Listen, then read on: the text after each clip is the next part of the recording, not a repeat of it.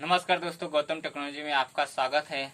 जैसे कि मैंने आपको सेकेंड और थर्ड लेक्चर में फाइल के पार्ट के बारे में और उसके कितने प्रकार होते हैं उसके बारे में आपको इन्फॉर्मेशन दिया था, वैसे ही मैं आज एक हैंड टूल हैमर के बारे में बताने जा रहा हूँ। जैसे मैंने फाइल के एक एक पार्ट के नाम बताया था और उसकी इन्फॉर्मेशन दिया था, वैसे ही मैं आज एक हैमर के बारे में एक एक पार्ट का नाम बताऊंगा और यह कौन कौन से कार्य करती हैं और किन किन पार्ट के कहाँ यूजेस होते हैं उसके बारे में आज मैं बताऊंगा। दोस्तों, जैसे बता दूं कि इस हैमर के 8 पार्ट होते हैं। जैसे दोस्तों देखते हैं कि हम पार्ट्स ऑफ बॉडी देखते हैं। पार्ट्स ऑफ बॉडी में अनेक नाम होते हैं, तरह तरह के नाम होते हैं। वैसे हर एक टूल, हर एक कटिंग टूल, हर एक हैंड टूल में के अलग अलग पार्ट, अलग अलग उसमें चीज़ें लगाई रहती हैं, जिससे कि अलग अलग तरीके से उसे कार्य की जाती हैं। दोस्तों, जैसे हम देखते हैं इसमें पहले सीरियल वाइज से स्टेप बाय स्टेप। दोस्तों, इसमें पहला है फेस, फिर उसके बाद नेक, फिर हेड, चीक चीक फिर क्लो, फिर आई होल, हैंडल और ग्रिप। तो दोस्तों, ये मैंने जैसे बताया आपको, ये 8 नाम हैं। ये 8 नाम के भी अलग अलग टाइप के कार्य करते हैं। तो पहला मैं बता देता हूँ, जो फेस फेस जो है दोस्तों, यह फेस पे इसका जो मैं बता दूं, यह हैमर हाई कार्बन स्टील से बनाया होता है। हाई कार्बन स्टील से बनाया होता है। और दोस्तों, इस फेस पे हार्डनिंग और टेम्परिंग किया जाता है।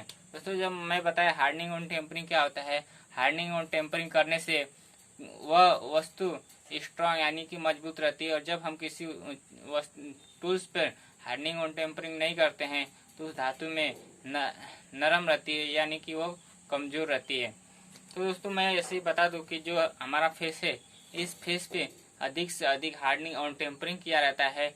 और हार्डनिंग और टेम्परिंग करने से क्या होता है, हम जब किसी भी धातु पर घात या मार करते हैं तो इस फेस पर कोई प्रभाव नहीं पड़ता है, वो जस का तस वैसे ही पड़ा रहता है।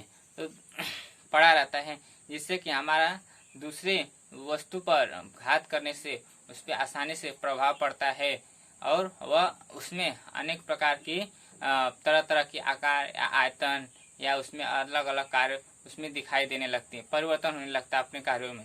तो दोस्तों, यह हो गया फेस। और इसके बाद है नेक। नेक जो होता है,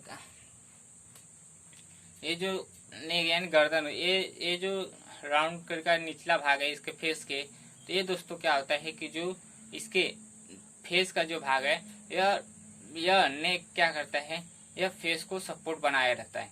सपोर्ट से क्या होता है दोस्तों कि जब हम किसी चीज पे मार करते हैं तो मार करने से यह आसानी तरीके से इसमें सपोर्टर बना रहता है, जिससे कि ये टूटने में इसकी मदद, यह टूटने नहीं देती है, इसको मजबूत बनाकर रखती है। और तीसरा देखते हैं दोस्तों, इसमें हेड है। हेड है क्या दोस्तों, जैसे कि हम किसी भी दीवार वगैरह में या कहीं पे भी हम कोई कील वगैरह ठोकते हैं, तो उसमें जब हम किसी कील वगैरह को ठोकते हैं तो उसको लेबल बनाने के लिए हम इस कील का यूज करते हैं, इस हेड का यूज करते हैं। जैसे हम कहीं पे भी थोड़ा सा अगर कील ठोकते हैं तो इधर उधर या कहीं पे भी कील को तिरछा हो जाता है या पट हो जाता है, तो उसको स्ट्रेट करने के लिए उसको हेड का यूज करते हैं। और दोस्तों, जैसे मैंने बताया, क्लो का यूज करते हैं। जैसे दोस्तों, हम किसी कील वगैरह को दीवार वगैरह में या किसी वस्तु में घात कर देते हैं, तो घात करने के बाद जब हमें वह आड़ा टेढ़ा चला जाता है तो उसे क्या करते हैं, हम क्लो का यूज करते हैं। ऐसे हम किसी कील को हम उसमें घात करने के बाद वह आड़ा हो जाता है तो क्या करते हैं दोस्तों, एक क्लो देख रहे हैं दोस्तों, एक त्रिकोण जैसा एंगल जैसा बना हुआ है। इस एंगल के जरिए हम क्या करते हैं, इसके अंदर फंसाकर उस कील को हम आसानी तरीके से निकाल देते हैं। निकालने के बाद क्या होता है दोस्तों कि फिर हम उसको फेस साइड से घात करके उसको स्ट्रेट करके हम कील को फिर रिपीट यानी रिटर्न से हम उस कील का यूज कर लेते हैं।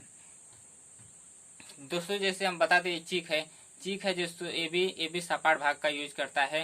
सपाट भाग का यूज करने का मतलब जैसे दोस्तों हम किसी भी चीज़ पे प्लेन या सरलता से हम कील को स्टेप या एक साइड लेवल में करने के लिए हम इस चीज का यूज करते हैं दोस्तों। ये आई होल नेक्स्ट में देखते हैं दोस्तों, जैसे ये आई होल किसी काम के लिए आता है दोस्तों।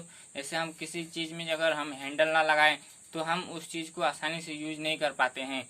तो ये आई होल हैंडल को यूज करने के लिए, यानी कि हैंडल को उस चीज में बिठाने के लिए आई होल बनाया जाता है। किसी भी चीजों में हम जब तक हम हैंडल नहीं लगाते उसे हम आसानी तरीके से यूज नहीं कर पाते हैं। तो इसके लिए आई होल किसी भी हैंड टूल में जब तक हम आई होल नहीं बनाते हैं तब तक वह वस्तु यूज करने लायक नहीं रहती है। इसके आगे देखते हैं हैंडल तो मैंने दोस्तों अलग अलग सब में अलग अलग तरीके के अलग अलग टाइप के हैंडल बिठाए जाते हैं। हैंडल से दोस्तों यही बस फायदा रहता है कि हम हैंडल द्वारा अपने हाथों से पकड़कर किसी भी चीज पर घात या फाइलिंग वगैरह या किसी भी तरह के हम आसानी तरह से कर लेते हैं। ताकि हमें हैंडल इसके लगाते हैं कि ताकि हम किसी भी चीज पर घात करते हैं तो घात करते समय जो कि मेन उनका साइड जो रहता है फेस साइड, तो उस पर घात करने से हमारा पूरा प्रेशर क्या आता है उसी साइड चला जाता है और हमें हैंडल के ठीक सीधे साइड में उसको पकड़ने में हमें आसानी से मदद मिलती है। और जैसे दोस्तों मैंने ग्रिप बताया आपको, ग्रिप में क्या होता है कि ऊपर एक मुठिया लगा रहता है जिसके कारण हम उसका यूज करने से क्या होता है कि जब हम उसका यूज करते हैं वो रबर टाइप का होता है और हम उसको यूज करते हैं तो क्या होता है जब हम यूज करते समय हम जब घात करते हैं तो हमारा हाथ क्या होता है, हाथों से जब पसीना या पानी निकलता है तो हमारा हाथ जो स्लिप करके हैंडल के तरीके या फेस साइड या लोखंड के साइड नहीं जाता है। इसके लिए हमारे शरीर पर किसी प्रकार का नुकसान नहीं पहुंचाता है। तो दोस्तों हम ऐसे ही मैं फाइल के सेकेंड और थर्ड लेक्चर में एक एक पार्ट के नाम और इन्फॉर्मेशन दिया था, वैसे ही मैंने आपको हैमर के एक एक पार्ट और उसके बारे में इंफॉर्मेशन दिया। दोस्तों अब मैं फिर से रिपीट कर देता हूँ एक एक पार्ट का नाम सीरियल वाइज